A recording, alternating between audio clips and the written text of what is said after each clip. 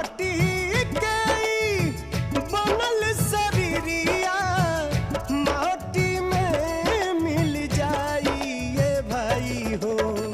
केहू कुछ लेके नहीं जाई, केहू कुछ लेके नहीं जाई ये भाई हो। केहू कुछ लेके नहीं